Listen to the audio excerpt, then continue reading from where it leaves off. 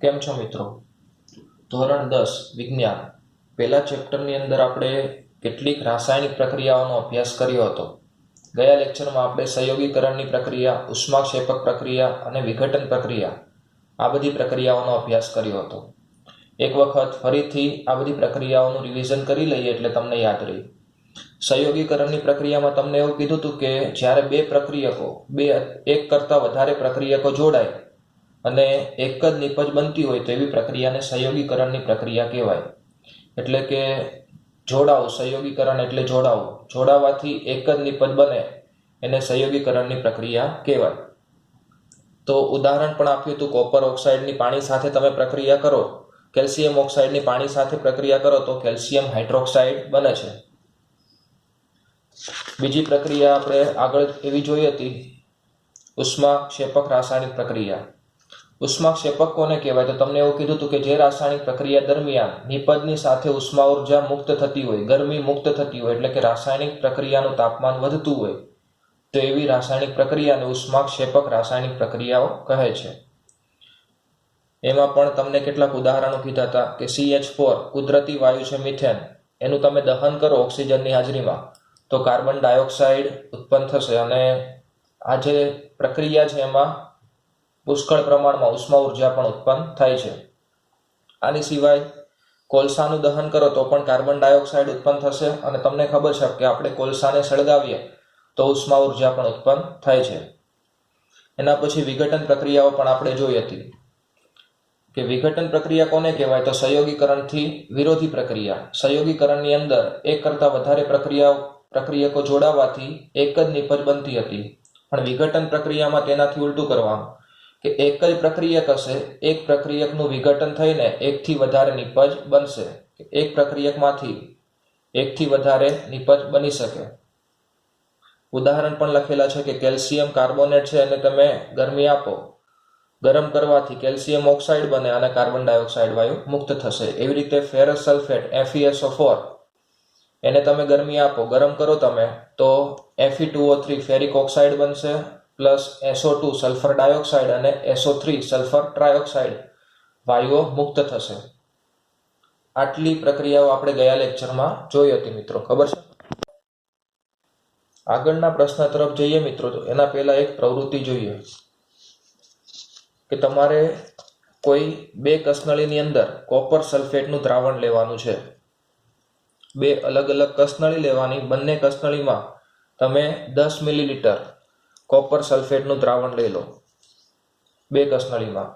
એના પછી તમારે અલગ અલગ ખીલ્લી લેવાની છે, સમાન આકારની ખીલ્લી લેવાની. હવે કોઈ એક ખીલ્લીને તમે કોપર સલ્ફેટના દ્રાવણની અંદર મૂકી દો. એક ખીલ્લીને કોપર સલ્ફેટના દ્રાવણની અંદર મૂકવાની છે. હવે કોપર સલ્ફેટના દ્રાવણની અંદર તમે 20 મિનિટ સુધી ખીલ્લીને રાખી મૂકો. કેટલી મિનિટ સુધી?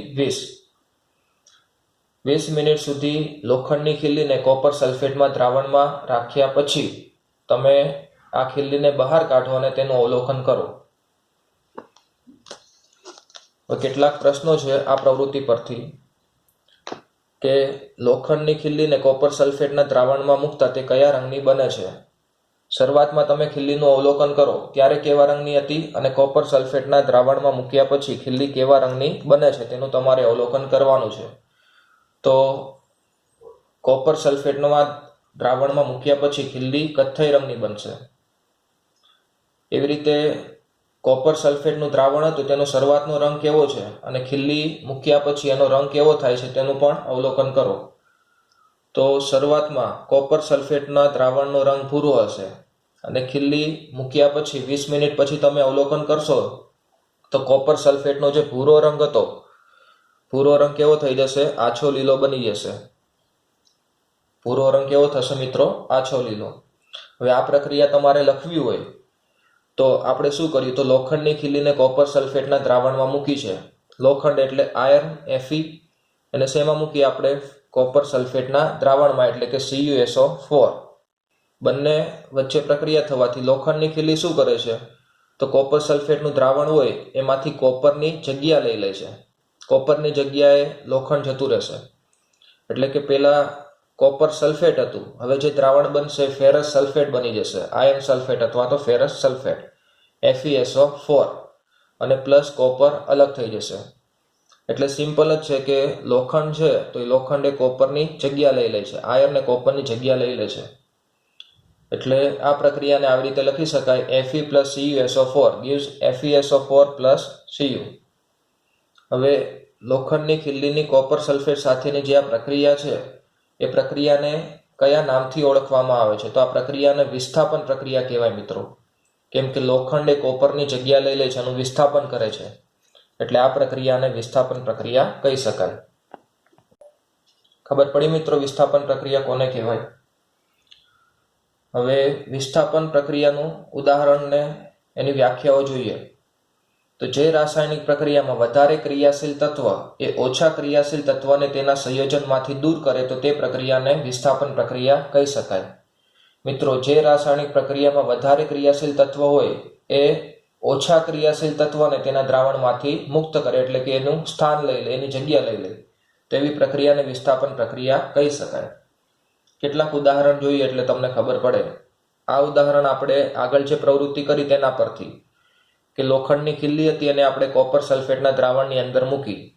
તો કોપર સલ્ફેટના દ્રાવણની અંદર મૂકવાથી આ લોખંડ છે Fe એ કોપર સલ્ફેટનું વિસ્થાપન કરે છે, એટલે એનું સ્થાન લઈ લેશે. એટલે કોપરની જગ્યાએ Fe લખવાનું, Feની જગ્યાએ કોપર.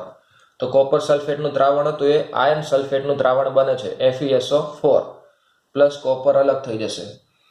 એવી રીતે બીજું ઉદાહરણ કે ઝીંકના ટુકડાને તમે કોપર સલ્ફેટના દ્રાવણની અંદર મૂકો.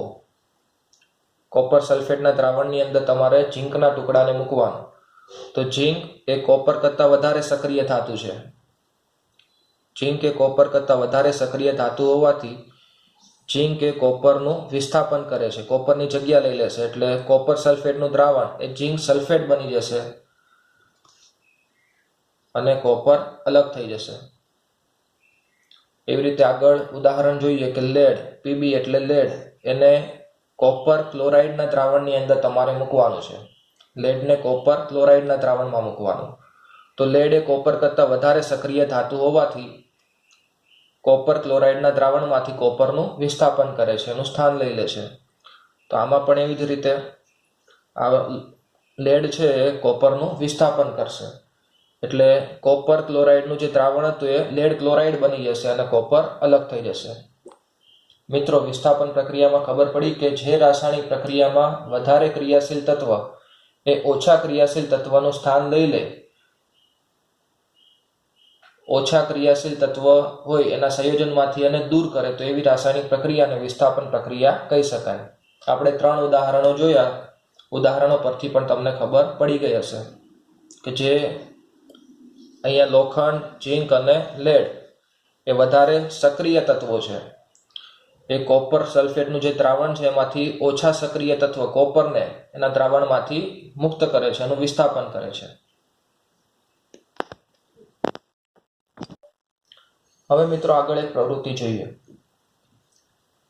કે એક કસનળીમાં 3 ml બેરિયમ ક્લોરાઇડનું દ્રાવણ લો. કોઈ એક કસનળીની અંદર 3 મિલીલીટર બેરિયમ ક્લોરાઇડનું દ્રાવણ લેવાનું. બીજી કસનળીમાં આશરે 3 મિલીલીટર સોડિયમ સલ્ફેટનું દ્રાવણ લો. એટલે 2 કસનળી લેવાની. બેમાંથી એક કસનળીમાં 3 મિલીલીટર બેરિયમ ક્લોરાઇડ એટલે કે BaCl2નું તમારે દ્રાવણ લેવાનું છે. અને બીજી કસનળીમાં સોડિયમ સલ્ફેટ એટલે કે Na2SO4 સોડિયમ સલ્ફેટનું તમારે દ્રાવણ લેવાનું. દ્રાવણ લીધા પછી બંને જે દ્રાવણ છે એને આકૃતિમાં દર્શાવ્યા પ્રમાણે મિશ્ર કરો. બંને દ્રાવણને ભેગા કરવાથી શું થાય છે તેનું અવલોકન કરો. તો તમે અવલોકન કરશો તો બંને દ્રાવણોને ભેગા કરવાથી તમને સફેદ રંગના અદ્રાવ્ય અવક્ષેપ જોવા મળશે. કેટલાક પ્રશ્નો છે એ જોઈએ કે સોડિયમ સલ્ફેટ અને બેરિયમ ક્લોરાઇડનો રંગ જણાવો. શરૂઆતમાં તમે જે 2 દ્રાવણો લીધા છે સોડિયમ સલ્ફેટ અને બેરિયમ ક્લોરાઇડ એ કેવા રંગના છે તેનો રંગ જણાવો. તો બંને દ્રાવણો રંગવિહીન હશે, તેનો કોઈ રંગ હશે નહીં. સોડિયમ સલ્ફેટ અને બેરિયમ ક્લોરાઇડને ભેગા કરતા શેના અવક્ષેપ મળે છે? અવક્ષેપનો રંગ જણાવો. તો સોડિયમ સલ્ફેટ અને બેરિયમ ક્લોરાઇડને ભેગા કરવાથી બેરિયમ સલ્ફેટ BaSO4 બેરિયમ સલ્ફેટના અવક્ષેપ મળે છે અને આ અવક્ષેપ કેવા હશે? સફેદ રંગના હશે. એટલે બંને દ્રાવણોને ભેગા કરવાથી બેરિયમ સલ્ફેટના અવક્ષેપ મળે છે, જે કેવા હશે? સફેદ રંગના. બેરિયમ ક્લોરાઇડ અને સોડિયમ સલ્ફેટ વચ્ચે થતી સમતોલિત પ્રક્રિયા લખો.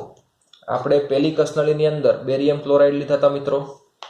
બીજી કસનળીની અંદર શું લીધું હતું? Sodium sulphate. હવે આનો ધન આયન અને આનો ઋણ આયન, બેરિયમ ક્લોરાઇડનો ધન આયન એ સોડિયમ સલ્ફેટના ઋણ આયન સાથે જોડાય છે, એટલે કે BaSO4 બને. એવી રીતે આ સોડિયમનો ધન આયન Na2SO4 છે, સોડિયમ સલ્ફેટમાં સોડિયમનો ધન આયન એ BaCl2 ના ક્લોરીનના ઋણ આયન સાથે જોડાય છે, એટલે NaCl બનશે. એટલે પ્રક્રિયા અહીંયા લખેલી છે કે barium chloride plus sodium sulphate બંને વચ્ચે પ્રક્રિયા થવાથી બેરિયમ સલ્ફેટના સફેદ અવક્ષેપ મળે છે પ્લસ NaCl. બેરિયમ ક્લોરાઇડ અને સોડિયમ સલ્ફેટ વચ્ચે થતી આ પ્રક્રિયા કેવા પ્રકારની પ્રક્રિયા કહી શકાય?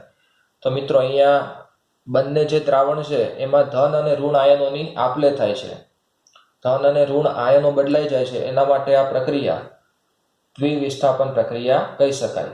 આગળની જે પ્રક્રિયા જોઈ એ ખાલી એક વિસ્થાપન પ્રક્રિયા કહી શકાય, પણ આની અંદર બંને જે ધન અને ઋણ આયનો છે એની આપલે થતી હોવાથી આ પ્રક્રિયાને દ્વિવિસ્થાપન પ્રક્રિયા કહી શકાય. મિત્રો, આપણે દ્વિવિસ્થાપન પ્રક્રિયા વિશે વિસ્તૃત અભ્યાસ કરીએ. તો જે રાસાયણિક પ્રક્રિયામાં બે પ્રક્રિયકો વચ્ચે આયનોની આપલે થતી હોય, કે જે રાસાયણિક પ્રક્રિયામાં પ્રક્રિયકો હોય એ પ્રક્રિયકો વચ્ચે આયનોની આપલે થાય. આપલે એટલે કે એકના ધન આયન સાથે બીજાનો ઋણ આયન જોડાય. આયનોની આપલે થતી હોય તો તેવી પ્રક્રિયાને દ્વિવિસ્થાપન પ્રક્રિયા કહી શકાય. ઉદાહરણ જોઈએ તો આપણે બે કસનળીમાં, એક કસનળીમાં સોડિયમ સલ્ફેટનું દ્રાવણ લીધું હતું અને બીજી કસનળીમાં બેરિયમ ક્લોરાઇડનું દ્રાવણ લીધું હતું. બંને વચ્ચે પ્રક્રિયા થાય છે અને મેં તમને કીધું એ રીતે કે આ ધન આયન Ba+2 અને SO4-2, આનો ધન આયન SO4 સાથે જોડાય છે એટલે BaSO4 બનશે. એવી રીતે આ સોડિયમ છે, સોડિયમનો ધન આયન એ ક્લોરીન સાથે જોડાશે. ક્લોરીન સાથે જોડાવાથી સોડિયમ ક્લોરાઇડ NaCl બનાવે છે. બીજું ઉદાહરણ જોઈએ કે પોટેશિયમ બ્રોમાઇડની બેરિયમ આયોડાઇડ સાથે પ્રક્રિયા કરો. કે એક કસનળીમાં તમારે પોટેશિયમ બ્રોમાઇડનું દ્રાવણ લેવાનું, બીજી કસનળીમાં બેરિયમ આયોડાઇડનું દ્રાવણ લેવાનું.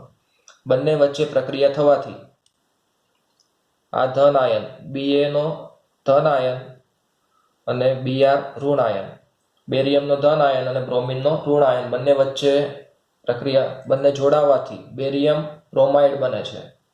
અને પ્લસ આ ધન આયન K અને આયોડાઇડનો ઋણ આયન K અને I જોડાવાથી પોટેશિયમ આયોડાઇડ બને છે. એટલે બે ઉદાહરણો લખ્યા છે અહીંયા મિત્રો. પોટેશિયમ બ્રોમાઇડની બેરિયમ આયોડાઇડ સાથે પ્રક્રિયા કરો તો BaBr2 બેરિયમ બ્રોમાઇડ બને છે અને પોટેશિયમ આયોડાઇડ બને છે. આગળ જોઈએ, અવક્ષેપન પ્રક્રિયા કોને કહેવાય? ઉદાહરણથી સમજાવો. તો જે રાસાયણિક પ્રક્રિયા દરમિયાન અદ્રાવ્ય અવક્ષેપ ઉત્પન્ન થતા હોય તો તે પ્રક્રિયાને અવક્ષેપન પ્રક્રિયા કહે છે. મિત્રો, આપણે જે આગળ પ્રક્રિયા જોઈ સોડિયમ સલ્ફેટ અને બેરિયમ ક્લોરાઇડ વચ્ચેની પ્રક્રિયા, એમાં આપણને બેરિયમ સલ્ફેટના અદ્રાવ્ય અવક્ષેપ મળે છે. અદ્રાવ્ય અવક્ષેપ મળતા હોવાથી આવી જે પ્રક્રિયા હોય એને અવક્ષેપન પ્રક્રિયા પણ કહી શકાય. ખબર પડી મિત્રો? અવક્ષેપન પ્રક્રિયા નામ પરથી જ તમને ખબર પડી જાય કે જે રાસાયણિક પ્રક્રિયા દરમિયાન અદ્રાવ્ય અવક્ષેપ મળતા હોય, અદ્રાવ્ય એટલે કે દ્રાવણની અંદર ઓગળે નહીં તેવા અદ્રાવ્ય રહે, અદ્રાવ્ય અવક્ષેપ મળતા હોય તો તેવી પ્રક્રિયાને અવક્ષેપન પ્રક્રિયા કહે છે. આગળ જે ઉદાહરણ જોઈએ એમાં BaCl2 ના Ba+2 આયન અને Na2SO4 ના SO4-2 આયન વચ્ચે પ્રક્રિયા થતા BaSO4, જે BaSO4 છે બેરિયમ સલ્ફેટના સફેદ અવક્ષેપ મળે છે, જે પાણીમાં કેવા રહે છે? અદ્રાવ્ય, અંદર દ્રાવ્ય થતા નથી. તો આ પ્રક્રિયાને અવક્ષેપન પ્રક્રિયા કહી શકાય. આગળ જે આપણે સમીકરણ લખ્યું તો એ જ સમીકરણ છે કે BaCl2 બેરિયમ ક્લોરાઇડનું દ્રાવણ, એની સાથે સોડિયમ સલ્ફેટનું દ્રાવણ મિશ્ર કરવાનું. તો આ Ba નો ધન આયન અને સોડિયમનો સલ્ફેટનો ઋણ આયન બંને જોડાશે. એવી રીતે સોડિયમનો ધન આયન ક્લોરીનનો ઋણ આયન. એટલે આ Ba અને SO4 બંને જોડાવાથી BaSO4 બને છે, બેરિયમ સલ્ફેટ, અને સોડિયમ અને ક્લોરીન બંને જોડાવાથી સોડિયમ ક્લોરાઇડ બને છે.